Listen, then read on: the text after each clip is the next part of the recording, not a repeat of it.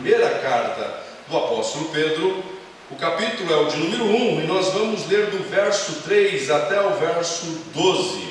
Então, do verso 3 ao verso 12, da primeira carta do apóstolo Pedro aos irmãos da Ásia Menor. Ele direciona esta carta para algumas igrejas em uma região ali do norte da Ásia, da Ásia Menor, hoje a atual Turquia. Então o apóstolo Pedro escreve esta carta, e o objetivo do apóstolo Pedro, escrever esta carta a estes irmãos, é na finalidade de trazer a eles ânimo, conforto, porque eles, se não estão enfrentando, vão enfrentar um grande sofrimento ou uma grande tribulação. E o apóstolo Pedro, então, ele direciona esta carta a essas igrejas para animar esses irmãos, para que eles não desistam da fé em Cristo Jesus, mediante a turbulência que eles iriam enfrentar, que eles estavam enfrentando ou iriam enfrentar. Digo que eles estavam ou iriam, porque se o apóstolo Pedro ele escreve essa carta no ano de 63, um ano antes do imperador Nero ele decretar uma perseguição em massa aos cristãos de toda a província romana. Então, no ano de 64, quando Roma é incendiado, e então Nero ele põe a culpa nos cristãos. Se é nessa época, então os irmãos já estão enfrentando uma perseguição, e se o apóstolo Pedro escreve no ano de 64, então é exatamente nesse ano que está no calor da perseguição decretada por Nero. Se é um ano antes, se é no ano de 63, então o apóstolo Pedro é direcionado, guiado pelo Espírito Santo a escrever uma carta antecipadamente tudo aquilo que eles iriam enfrentar, alertando de que sofrimentos iriam vir. Ele no capítulo 4, verso 12, ele vai falar o seguinte aos irmãos. Capítulo 4, verso de número 12 de 1 Pedro, ele vai falar o seguinte: amados, não se surpreenda com o fogo que surge entre vocês para provar, como se algo estranho lhes estivesse acontecendo. Então ele escreve essa carta para que os irmãos se sintam animados, acolhidos pelo Deus soberano. Então, capítulo de número 1, verso de número 3 ao verso de número 12, a palavra de Deus ao seu e ao meu coração nesta noite diz assim: bendito seja o Deus e Pai de nosso Senhor Jesus Cristo, conforme a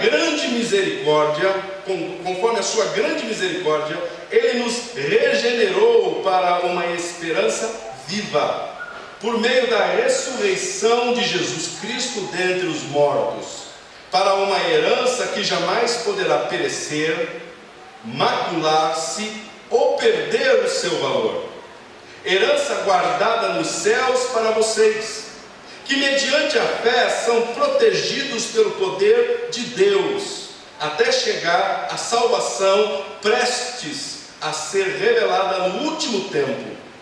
Nisso vocês exultam, ainda que agora, por um pouco de tempo, devam ser entristecidos por todo tipo de provação.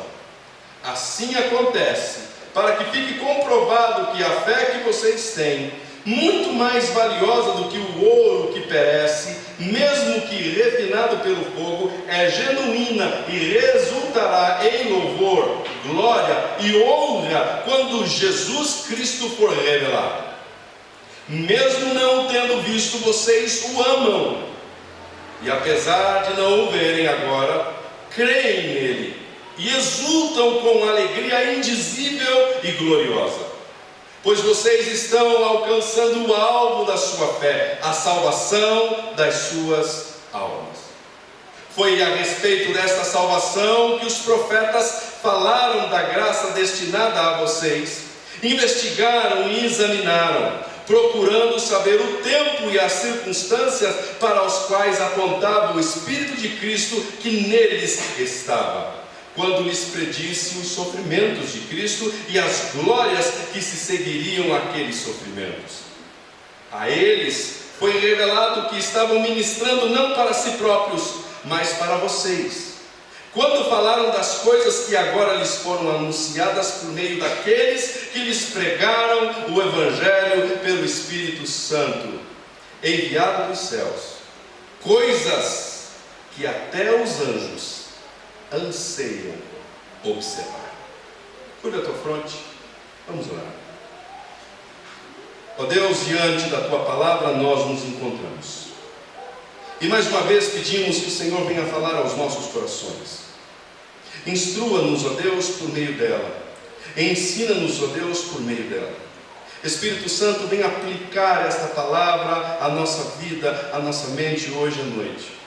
E então, aplicada em nós esta palavra, podemos então viver uma vida que glorifique a Cristo.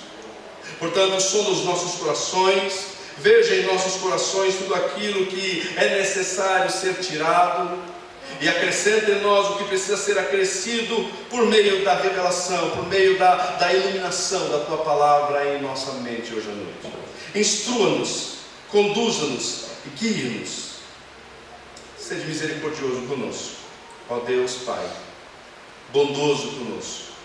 Fale aos nossos corações e que esta palavra cause em nós tudo aquilo que o Senhor deseja realizar em nós e através de nós. Assim oramos, no nome precioso de Cristo Jesus. Amém. Semana passada, então, nós introduzimos essa carta falando do verso 1 e do verso 2, onde o apóstolo Pedro, ele se identifica como sendo o escritor dessa carta, e ele também apresenta a quem escreve essa carta e as condições que estes irmãos enfrentavam. Ou qual era o contexto que esses irmãos eles enfrentaram e receberam esta carta. Esta carta deveria fazer todo sentido e fez todo sentido para eles que estavam lá enfrentando aquelas perseguições tal. Homens e mulheres sendo perseguidos, homens e mulheres sendo mortos em nome de Cristo, por causa de uma perseguição. Nós vimos, até assistimos um trecho de um filme, onde vimos cristãos, ali uma cena muito chocante, onde cristãos estavam sendo colocados na arena, no Coliseu, e para serem espetáculos do público romano, simplesmente porque eram cristãos, simplesmente porque professavam sua fé em Cristo Jesus.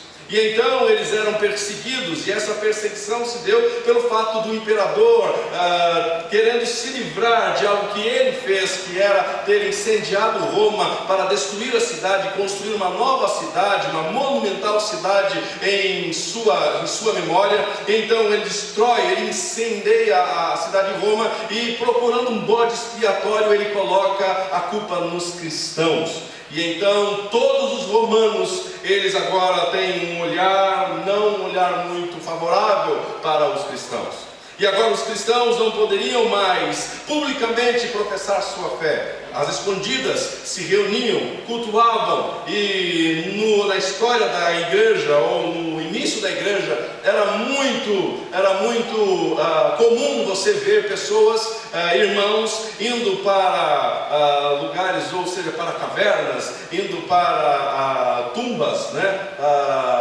adorar ou cultuar a Deus, porque não poderiam fazer isso publicamente por causa da perseguição. E é exatamente neste contexto que este apóstolo Pedro, ele escreve esta carta, para trazer aos irmãos a consciência de que, mesmo em meio a todas as aflições e a todas as perseguições, e ele vai chamar aqui perseguição e sofrimento como provação, diante de todas essas provações, eles devem ter a consciência de que Deus é soberano sobre tudo e sobre todos. Deus não os abandonou, Deus não os deixou, Deus assiste eles, Deus está com eles, Deus está conduzindo eles, e tudo isso, o apóstolo Pedro diz, faz parte de um plano glorioso. O Evangelho só chegou aqui aonde nós estamos por causa desses irmãos, porque esses irmãos foram perseguidos, e eles tiveram que fugir do lugar aonde eles estavam, e este Evangelho chegou até aqui a nós, no Ocidente. E então hoje conhecemos a palavra de Deus por causa deste plano glorioso de Deus.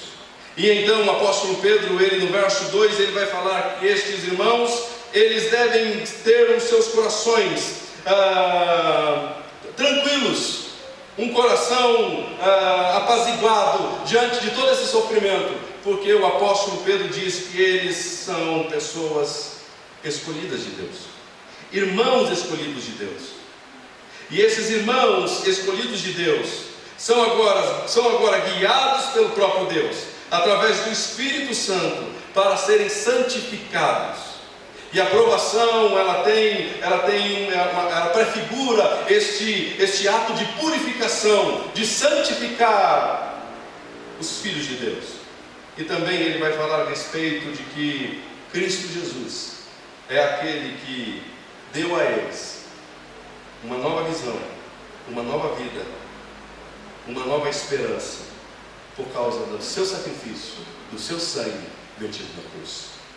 E do verso 3 em diante, o apóstolo Pedro, então, ele entra na questão de por que então nós devemos, quais são os motivos que nós devemos ter os nossos corações acalmados. Qual é o motivo que nós temos, Pedro, diante de todas essas perseguições? Motivos de poder cultuar, de poder celebrar, de poder cantar, de poder nos alegrar diante dessas perseguições. Então o apóstolo Pedro, ele vai pontuar algumas coisas que nós vamos tirar e aplicar para as nossas vidas.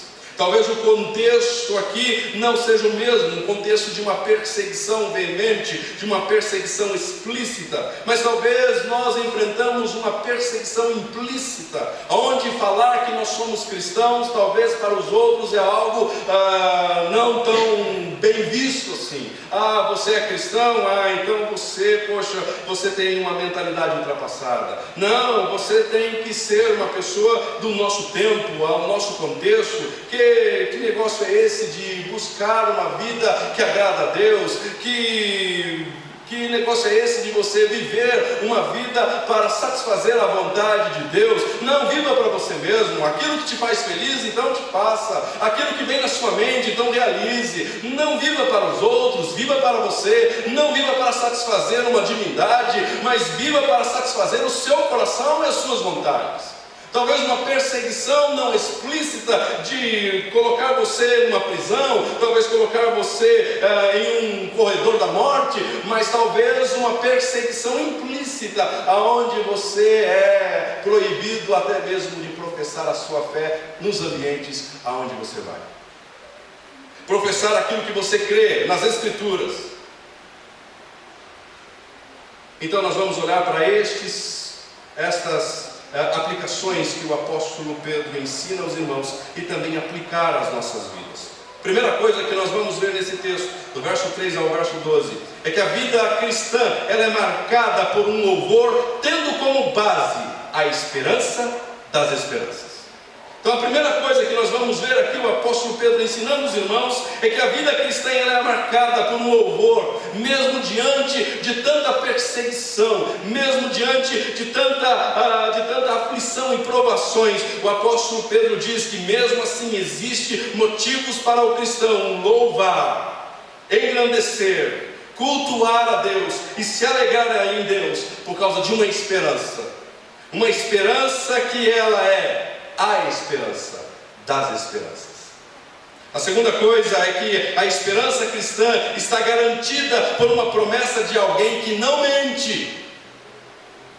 E terceira coisa que nós vamos ver nesse texto é que a esperança que promove a alegria, mesmo diante de provações e tribulações. Primeiro, a vida cristã é marcada por um louvor, tendo como base a esperança das esperanças. Verso de número 3, o apóstolo Pedro diz assim: bendito seja o Deus, Pai de nosso Senhor Jesus Cristo, conforme a sua grande misericórdia, Ele nos regenerou para uma esperança viva. Para uma esperança viva. Pedro apresenta, ele começa iniciando dizendo assim: bendito seja Deus e Pai de nosso Senhor e Salvador Jesus Cristo. Ele inicia esta carta, ou ele inicia pontuando aos irmãos um louvor, iniciando a sua carta com um louvor, bendizendo a Deus. Bendito seja Deus, louvado seja Deus, engrandecido seja Deus, o Pai de nosso Senhor e Salvador Jesus Cristo. E aí a pergunta que vem sobre nossa mente hoje, reconhecendo o contexto que eles enfrentavam, era: como pode o apóstolo Pedro iniciar a sua carta dizendo um louvor, ou direcionando um louvor, bendizendo a Deus diante de tudo aquilo que eles estão enfrentando? Como pode, Pedro? Pedro, você é inconsequente? Você está fugindo da realidade? Como você pode louvar a Deus diante de uma perseguição desembocada pelo imperador? Como pode, Pedro, você nem mesmo professar a sua fé publicamente, sem correr o risco de ser preso e ser jogado no calabouço, ser condenado e ser morto? Como você consegue, Pedro, mesmo em meio a todas essas aflições, provações, perseguições, iniciar uma carta assim: bendito, louvado, engrandecido seja o Deus e Pai de nosso Senhor e Salvador Jesus Cristo? Como pode? Pedro apresenta um louvor no início de sua carta, e ele apresenta alguns motivos para fazer isso. Ele diz que a esperança cristã tem sua âncora firmada não em uma promessa futura, antes em uma promessa realizada por Deus, transmitida através de profetas, cumprida em Cristo Jesus. Ele vai falar assim: bendito seja o Deus e Pai de nosso Senhor e Salvador Jesus Cristo, conforme sua grande misericórdia, Ele nos regenerou. O primeiro motivo que ele tem para iniciar a sua carta, bendizendo a Deus, engrandecendo a Deus, é porque Ele, por sua grande misericórdia, nos regenerou. O que essa palavra regenerou? Ela nos fez nascer de novo. O que isso tem a ver com nossas vidas? Tudo. Porque quando nós nascemos de novo, nós nascemos para uma nova vida em Cristo Jesus. Quando nascemos de novo, nascemos do Espírito e das Sagradas Escrituras, da Palavra, e nascemos para uma nova vida, porque agora fomos incluídos em uma família, uma grande família, e esta família é a família do próprio Deus. Outrora nós não podíamos chamar Deus de Pai, outrora nós estávamos distantes dEle, mas agora Ele nos regenerou, Ele nos fez nascer de novo, e agora nascemos novamente em Cristo, e fomos incluídos em uma família, a família deste Pai bendito, amoroso e misericordioso. Pedro, quais são os motivos que você tem de iniciar uma carta assim? Todos os motivos. O primeiro é que eu fui incluso em uma grande família, a família dele. Ele me regenerou, Ele nos regenerou, e Ele pede para que os irmãos também tenham consciência desta nova vida, deste novo nascimento em Cristo, para uma viva esperança. Ele diz: Ele nos regenerou para uma esperança viva, para uma esperança viva. Não é qualquer esperança que o cristão possui no seu coração. A esperança cristã não está morta, antes viva. A nossa esperança é uma esperança que sim, morreu uma vez, mas ao terceiro dia ela ressuscitou e vive eternamente. A esperança do cristão não está em algo externo, não está em algo deste mundo, não está em algo palpável daqui. A nossa esperança, a esperança do cristão, está na pessoa bendita de Jesus, o Cristo. O Cristo. Pedro, por que você tem motivo? Quais são os motivos de você iniciar a sua carta bendizendo a Deus? É porque eu fui incluso nesta família. E quando incluso nesta família, regenerado, nascido de novo, eu agora possuo dentro de mim uma viva esperança. Sabe aquele ditado que para o mundo diz assim: a esperança é a última que morre? Para o cristão ela não morre mais. A esperança do cristão, ela morreu sim uma vez. Cristo foi crucificado, morreu, mas ao terceiro dia ressuscitou e agora vive eternamente. Então a esperança do cristão, ela não morre, ela continua, ela perdura, ela é viva, é vibrante, ela é contagiante, ela é pulsante. A esperança do cristão, ela independe de situações e circunstâncias alheios a Cristo. Ela independe. Mas Pedro, o imperador está perseguindo a igreja, não tem problema. O imperador está colocando cristãos dentro das masmorras da prisão, está condenando, está lançando cristãos no Coliseu para serem mortos. Não tem problema, porque eles podem, o imperador pode acabar com o corpo, mas a esperança continua pulsante lá dentro. Porque a esperança de todo cristão é a pessoa bendita e maravilhosa de Cristo Jesus. De Cristo Jesus. A esperança cristã não se trata de uma possibilidade. A esperança cristã não é uma possibilidade de ser desfrutada, e sim uma realidade que pode ser experimentada e renovada todos os dias na sua e na minha mente. O Evangelho não trata com possibilidades. O Evangelho não trata com talvez. O Evangelho trata com certeza. Por isso que a fé é a certeza das coisas. Por isso que a fé, ela aguarda aquilo que você ainda não vê. A fé cristã, o Evangelho, ele não trata com possibilidades. Ele trata com certezas. Então o apóstolo Pedro está dizendo aos irmãos: irmãos, a esperança de vocês, a nossa esperança não é possibilidade de triunfo, de vitórias. A nossa fé cristã, ela é certeza de que no final de tudo, mesmo em meio às tribulações, às provações, seremos vitoriosos, triunfantes em Cristo para a glória dele. Mas Pedro, cristãos estão sendo mortos. Como esse evangelho trata com vitórias e triunfo? É porque a vitória descrita nas Escrituras, o triunfo descrito nas Escrituras, não é uma vitória, um triunfo que nós acostumamos a imaginar. Não é uma vitória que é pregada e disseminada nos púlpitos com uma pregação triunfalista, tirando você da realidade. O Evangelho traz você para a realidade e vai dizer assim: você vai enfrentar sim provações e tribulações, mas saibam que também dentro do coração de vocês existe uma viva esperança, e é essa esperança que vai manter vocês no caminho.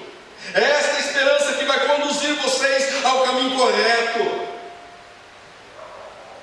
E então no final desse caminho serem vitoriosos, triunfantes, para a glória de Deus, o Pai. Mas Pedro também apresenta um outro motivo que nos leva a louvar a Deus. Ele continua dizendo, verso de número 3: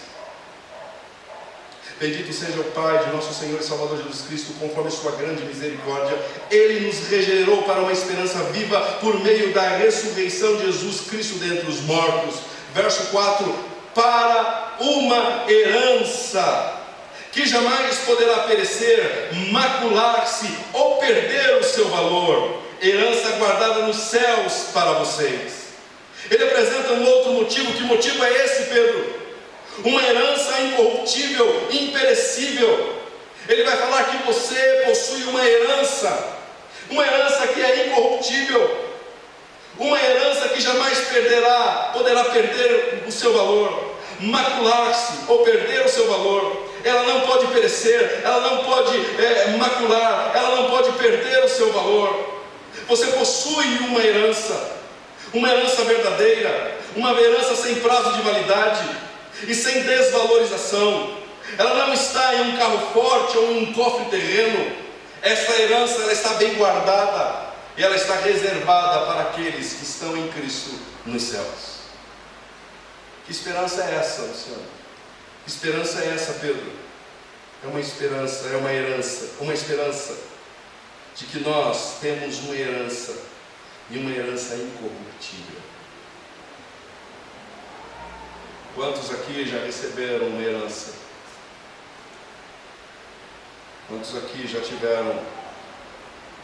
receberam uma herança e talvez aquela herança se foi, perdeu o seu valor, desvalorizou, pereceu e acabou? O apóstolo Pedro está dizendo que você e eu, nós temos uma herança, mas uma herança que ela não perde valor, uma herança que ela não perece, ela não tem prazo de validade, ela também não está aqui, mas ela está nos céus. Uma herança a ser desfrutada pelos que foram regenerados por Cristo. E é interessante que Pedro vai falar assim: só aqueles que receberam a regeneração, que nasceram de novo, é que têm essa esperança viva. E tendo essa esperança viva, eles também possuem uma herança. E essa herança não é sua herança, ou seja, você não nasceu com ela, você foi presenteado com ela. Ou seja, é uma herança que pertence ao Cristo Filho. E você e eu, nós somos convidados a desfrutar dessa herança em Cristo. Ou seja, você não herdará uma herança por algum mérito seu, mas pelo mérito de Cristo Jesus. A herança é dele e você desfruta dessa herança nele. Então Pedro apresenta dois motivos que nós falamos. Primeiro, um motivo que é de poder louvar, é um motivo de ter uma esperança viva. E o segundo motivo é o motivo de termos uma herança nos céus. Ele apresenta um outro motivo. Ele aponta para um outro motivo. Que motivo é esse? Algo chamado misericórdia de um Deus misericordioso. Verso de número 3. Bendito seja o Deus, Pai de nosso Senhor Jesus Cristo, conforme a sua grande misericórdia. Você só tem uma esperança viva no seu coração por causa dessas misericórdias. Você só possui uma herança por causa dessas misericórdias. Você só possui salvação por causa destas misericórdias. E sabe o que é misericórdia? A palavra misericórdia é a junção de duas palavras no latim, miser e cordia. Ou seja, miser vem da palavra miserável e cordia da palavra cardia, ou coração, a palavra coração vem dela, cardia. Ou seja, misericórdia é alguém que tem o miserável no seu coração. Deus, o nosso Deus, é exatamente essa pessoa. Ele teve você e eu no coração dele. E ele agiu com misericórdia para conosco, nos chamando para fazer parte da sua família. E a pergunta é: o que ele viu em você e em mim para usar de misericórdia conosco? Nada, absolutamente não temos absolutamente nada para apresentar a ele que chame a atenção dele, falando: olha Deus, eu sou uma pessoa que o Senhor deve me escolher. Não, foi por sua graça, sua bondade, ele olhou para você com misericórdia e chamou você para fazer parte da sua família. E agora, você pode olhar para esse pai e você pode chamá-lo meu pai, ou Pai Nosso. Há um engano por aí dizendo que todos são filhos de Deus. Absolutamente não. Todos são criaturas de Deus, mas nem todos são filhos de Deus. Quem são os filhos de Deus? Os filhos de Deus, como diz as Escrituras, são todos aqueles que fazem a vontade de Deus. São todos aqueles que vivem para satisfazer a Deus. Aqueles que amam a Deus. Aqueles que buscam a Deus. Aqueles que se interessam por Deus. Aqueles que foram chamados a Cristo e amam a Deus. Estes são filhos de Deus. Ou seja, todos quantos receberam a estes deuses o poder de serem chamados ou feitos filhos de Deus. Você recebeu Cristo, então por receber Cristo, por ter sido chamado por Cristo, agora você foi incluído nesta família de Deus, o Pai. E então você pode chamar a Deus meu Pai. Pedro, por que você louva a Deus? Como não louvar Ele, se Ele é um Deus misericordioso? Como não render graças a Ele? Como não bendizer a Ele, se Ele é um Deus amoroso? Pedro então aponta para essa verdade, que Ele é um Deus misericordioso. Mas Pedro também fala sobre uma herança que foi motivo de louvar, de ele bendizer a Deus. E aí a sua pergunta é: que herança é essa? Que herança é essa? Apocalipse capítulo de número 21, verso 1 ao 7. Lá você encontra uma herança que está aguardando você e eu, nós todos nos céus. Olha o que diz Apocalipse 21, verso 1 ao 7. Então vi novos céus e nova terra, pois o primeiro céu e a primeira terra tinham passado, e o mar já não existia. Vi a cidade santa, a nova Jerusalém, que desce dos céus da parte de Deus, preparada como uma noiva adornada para o seu marido. Ouvi a voz que vinha do trono e dizia: agora o tabernáculo de Deus está com os homens, com os quais Ele viverá. Eles serão o seu povo. O próprio Deus estará com eles e será o seu Deus. Ele enxugará dos seus olhos toda lágrima. Não haverá mais morte, nem tristeza, nem choro, nem dor, pois a antiga ordem já passou. Aquele que estava assentado no trono disse: estou fazendo novas terras, ou novas todas as coisas. E acrescentou: escreve isto, pois estas palavras são verdadeiras e dignas de confiança. Disse-me ainda mais: está feito, eu sou o Alfa, o Ômega, o princípio, o fim. A quem tem sede, darei de beber gratuitamente da fonte de água da vida. O vencedor herdará tudo isso, e eu serei o seu Deus, e ele será o meu filho. Que herança é esta, Paulo? A herança de que haverá um novo céu. Que herança é esta, Paulo? Uma herança de que nós estaremos em um lugar que Ele nos preparou, e nesse lugar não haverá mais choro, nesse lugar não haverá mais dor, neste lugar não haverá mais sofrimento, não haverá mais doenças, não haverá mais morte. Neste lugar desfrutaremos completamente de uma vida plena, perfeita nele, junto com Ele. A pergunta é: você aguarda ansiosamente por esse dia? Você anseia por esse dia? O apóstolo Pedro está dizendo: irmãos, mesmo diante dessas perseguições e provações, não percam a esperança de que um dia Ele vai chamar vocês, e vocês estarão com Ele.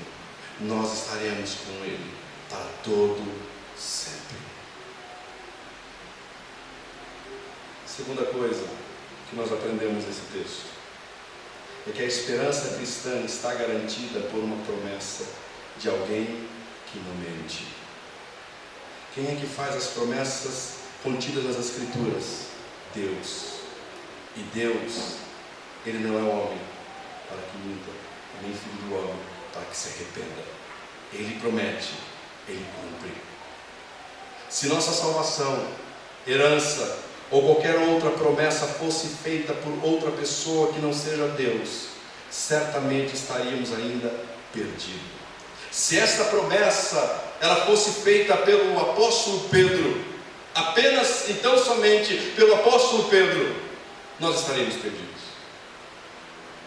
Se a promessa de um novo céu, de uma nova terra, se uma promessa de uma viva esperança, se uma promessa de uma regeneração, se uma promessa de inclusão em uma família fosse feita por algum homem qualquer, certamente nós estaríamos perdidos. Mas todas as promessas que encontramos nas Escrituras, elas foram feitas pelo próprio Deus.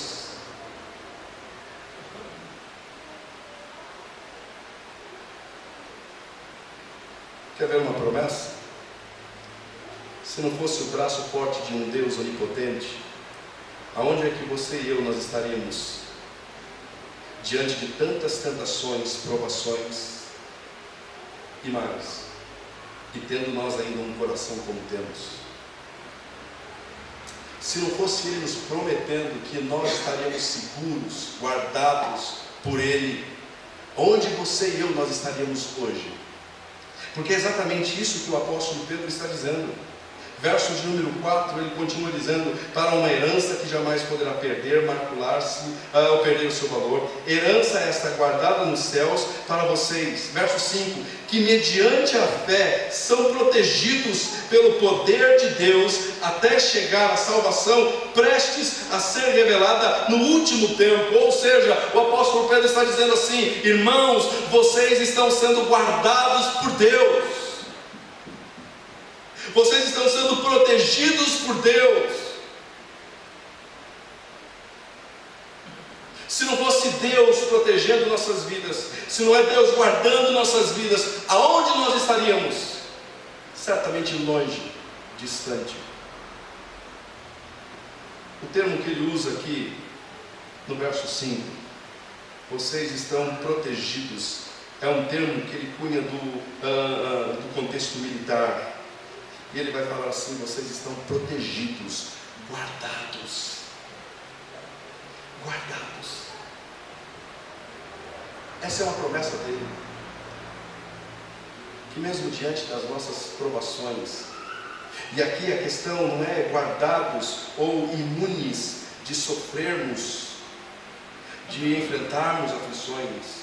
Ele está dizendo que você e eu, nós seremos guardados e nos momentos de enfrentar qualquer provação e tribulação, não. Ele está dizendo com relação à salvação, com relação à sua fé nele estará guardada, a sua salvação nele é garantida. Nossa salvação, ela está garantida por este Deus que não mente. Ele promete que nos guarda, e Ele promete que nos conduzirá vitoriosamente a ter esta salvação, ou a conquistar esta salvação, ou que essa salvação ela venha se manifestar de forma completa sobre nossas vidas. É Ele que garante isso. E aí você diz: mas esta salvação ela já não aconteceu? Sim e não. Porque a sua salvação, ela é vista em 3 aspectos. Primeiro, uma salvação já consumada, que é aquela que nós já recebemos, e é como Deus nos vê, como salvos. Romanos capítulo de número 5, verso de número 1 diz assim: vocês, tendo sido, pois, justificados pela fé, temos paz com Deus por nosso Senhor e Salvador Jesus Cristo. A Bíblia vai tratar a salvação como algo que já foi realizado. Vocês já foram justificados. Vocês não serão justificados. Vocês já foram perdoados. Vocês não serão perdoados. Mas também a Bíblia vai tratar num aspecto de que ela está acontecendo. No aspecto de santificação, a nossa salvação está acontecendo. Filipenses capítulo de número 1, verso 6 diz assim: estou convencido de que aquele que começou a boa obra em vocês vai completá-la até o dia de Cristo Jesus. Ou seja, aquele que salvou vocês, que justificou vocês, Ele vai conduzir vocês a um processo de santificação até o dia que Cristo Jesus aparecer nas nuvens. Mas ela também é algo que irá acontecer. A glorificação, no aspecto de glorificação. Não somos glorificados ainda, mas terá um dia. E quando Cristo voltar, você e eu, nós receberemos um corpo glorificado. Você e eu, nós seremos como a pessoa de Cristo, glorificados. Então a salvação, ela existe nesses 3 aspectos. Justificados já fomos, santificados estamos sendo, e glorificados seremos. E quem é que promete tudo isso, esse processo todo, do começo ao fim? Deus. Onde está a sua segurança então de que você será salvo, de que você está salvo, de que você está sendo salvo e de que você será glorificado? Aonde está a sua segurança? Na pessoa de Deus. Na pessoa de Deus. Pedro, ele continua. Ele vai falar da segunda, da terceira lição para os irmãos e que nós também podemos tirar para as nossas vidas hoje. Esperança que promove alegria, mesmo diante de provações e tribulações. Pedro apresenta uma outra característica do viver esperançoso do cristão, chamado alegria. Pedro não escreve a cristãos em colônias de férias. Pedro não escreve a cristãos que estão de viagem para um resort. Pedro escreve a sua carta a uns irmãos que enfrentam ou enfrentarão uma porção de sofrimentos. Todavia ele insiste na meditação da fonte de toda a esperança cristã e suas recompensas, pois elas já são garantidas e seguras nos céus. Pedro ensina aos irmãos a se doarem em favor da fé cristã, tendo como recompensa uma herança dos céus. Pedro, ele incentiva os irmãos dizendo assim: irmãos, vivam para Deus, enfrentem o que for necessário enfrentar, para que vocês recebam uma recompensa no final. E aí talvez alguns perguntem, mas a minha vida cristã ela deve ser baseada em recompensa? Sim. A minha vida cristã, a minha vida com Deus, ela deve ser firmada em cima de recompensas? Sim. Em todo o momento a Bíblia nos ensina a buscarmos recompensas. Desde que essas recompensas elas não sejam recompensas passageiras, finitas. Desde que essas recompensas elas sejam recompensas eternas e grandiosas. Mas você não está abrindo espaço então para que nós venhamos a ter uma relação de barganha com Deus. Eu sirvo a Ele para Ele me dar isso, eu faço isso para Ele me abençoar aqui, eu dou a oferta para que Ele me abençoe financeiramente, ou trabalho na igreja para que então eu venha prosperar. Não, não é isso que o texto está dizendo, e não é essa recompensa que você deve buscar. Qual recompensa que eu devo buscar então? A recompensa que está guardada nos céus. Uma vida com Cristo eternamente. O que Pedro está dizendo é: a sua e a minha vida ela é tão curta, mas tão curta que não vale a pena você viver para o aqui e para o agora. O que vale a pena você viver é para toda a eternidade. A pergunta é: que tipo de recompensa você deseja? Uma recompensa para ser desfrutada nos 70, 80, no máximo 100, alguns que ultrapassam 110, 120 anos, 120 anos não chegam, mas uns 110 anos, alguns já chegaram, no máximo 110 anos, você está buscando recompensa para esse tempo de 110 anos no máximo? Sendo que você tem uma eternidade infindável. Se a eternidade é infindável, mas uma eternidade nos céus. E a pergunta é: você vai buscar recompensa para este aqui e agora? Você vai viver em função deste aqui e agora? O que Pedro está dizendo aos irmãos: olhem para o alto, que vocês consigam ter uma visão muito mais ampla do viver eterno, e que a busca de vocês seja uma busca para uma herança que não se corrompe, que não perece, mas que é eterna. Ela não perde o valor. Você vai usar, você vai desfrutar, e ela não vai diminuir. Você vai usar, vai usufruir, ela não vai perder valor. Ela vai continuar sendo herança eterna em Deus por causa de Cristo.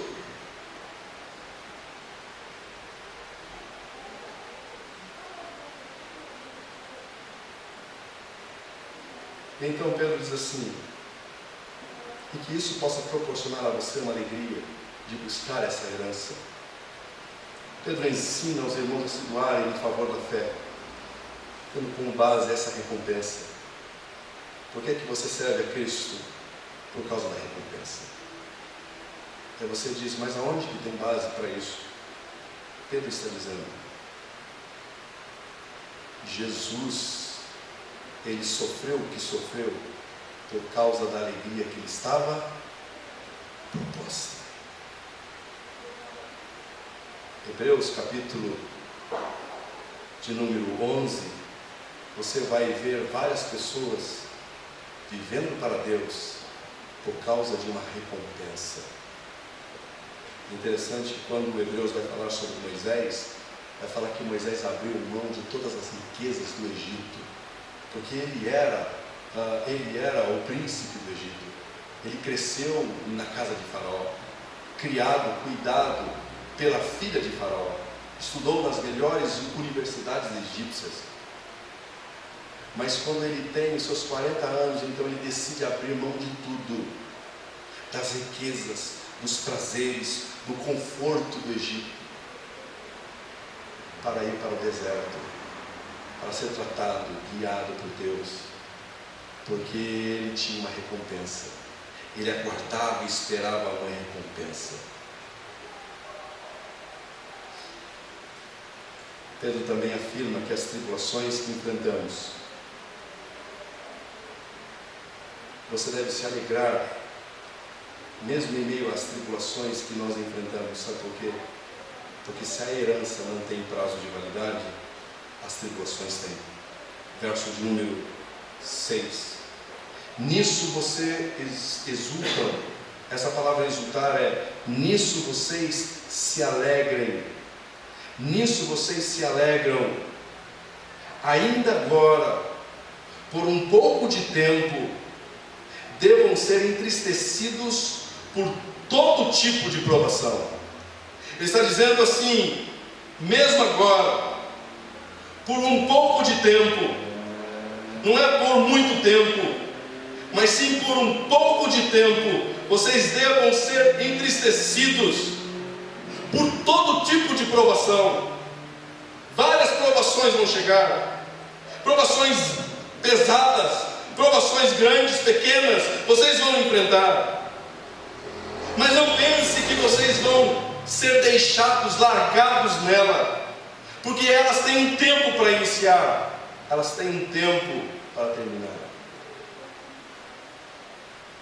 Pedro está dizendo isso.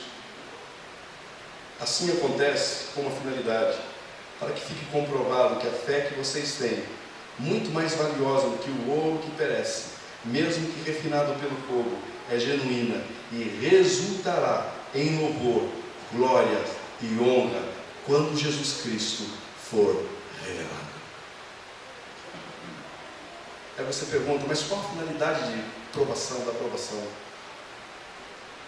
É porque a provação, ela é usada por Deus como um meio de um instrumento pedagógico de nos ensinar, de nos amadurecer e nos preparar para enfrentar ainda outras coisas.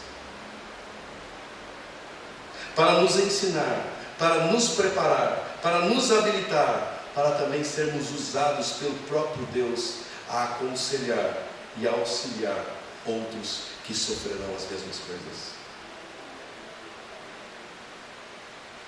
Pedro, ele não esconde a realidade. Pedro, ele não é como os pregadores que nós encontramos por aí dizendo que venha para Cristo e a sua vida ela vai ser uma vida só de bonança. Você não vai ter mais tribulação, você não vai ter mais aflição.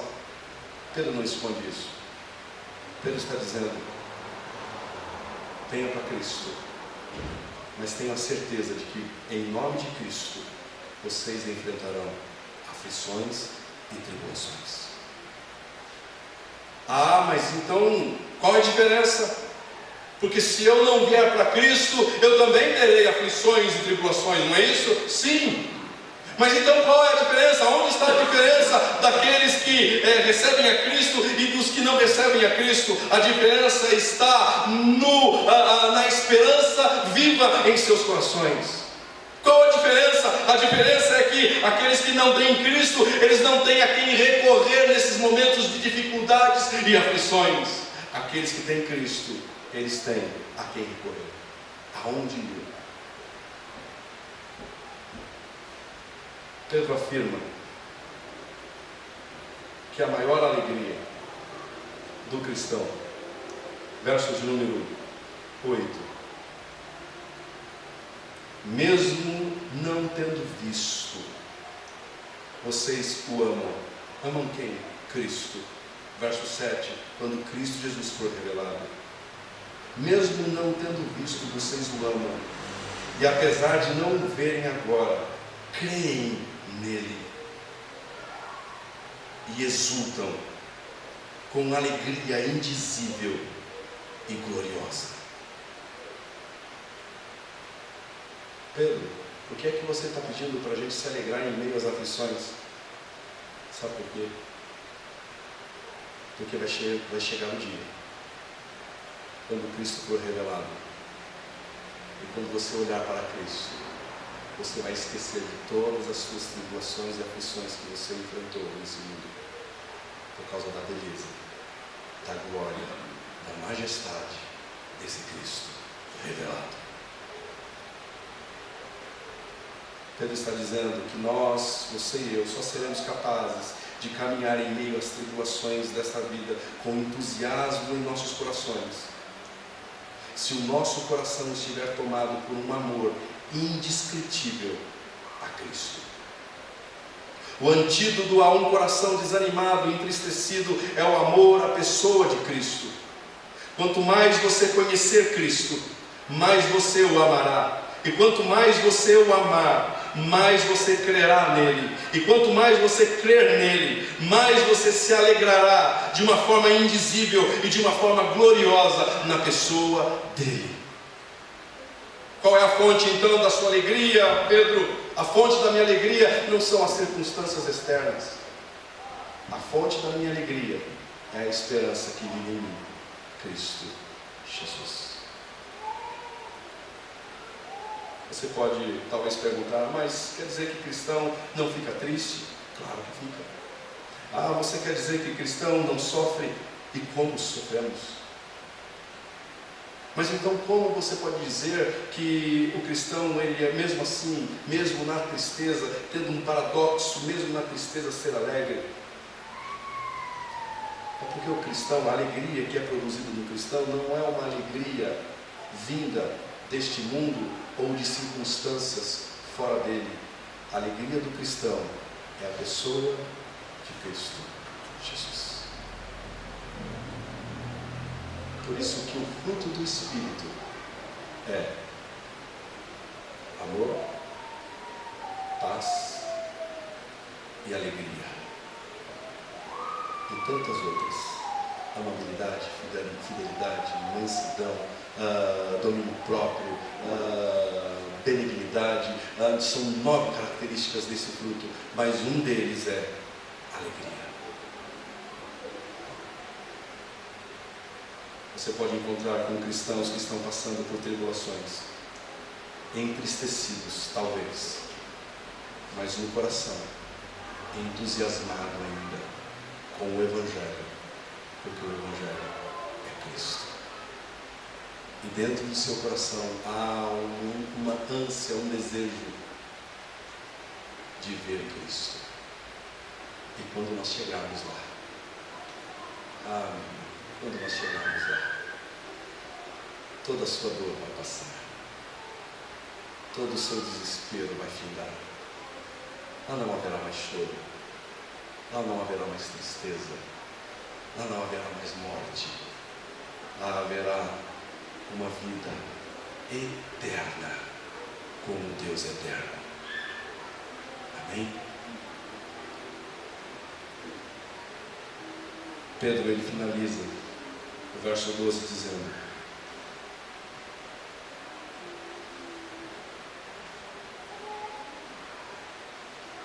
A eles foram revelados, a eles foi revelado o que estava ministrando, não para si, falando dos profetas que escreveram sobre a salvação, mas para vocês, quando falaram das coisas que agora lhes foram anunciadas por meio daqueles que lhes pregaram o Evangelho, pelo Espírito Santo enviado dos céus. E aí ele finaliza: coisas que até os anjos anseiam observar. Sabe o que isso significa? Que nos céus, os anjos estão contemplando você e eu. E eles estão assistindo tudo aquilo que acontece com você e comigo. Os anjos não são conhecedores de todas as coisas. Eles não sabem o que vai desenrolar no plano. Para eles é novidade, assim como é novidade para nós. Mas eles estão assistindo você. E penso eu que os anjos do céu estão se perguntando: como é possível? Como podem eles passarem por uma aflição tamanha assim, e mesmo assim não perder sua fé? Como podem eles caminhar por este mundo de sofrimento, de aflições, e mesmo assim eles não negarem a sua fé em Cristo? E aí eles olham e veem que você e eu, nós estamos sendo guardados pelo próprio Deus. Do começo ao fim, sua salvação e minha salvação é garantida por um Deus que não mente. Ele há de nos conduzir. Aquele que começou a pôr a obra em você e em mim, ele vai completar. E ele vai fazer com que todas essas coisas cooperem para o bem daqueles que amam a Deus e que foram chamados segundo o seu propósito. No final de tudo, você talvez vai poder cantar aquela música: valeu a pena. Valeu a pena. Amém? Curva a tua fronte. Vamos orar.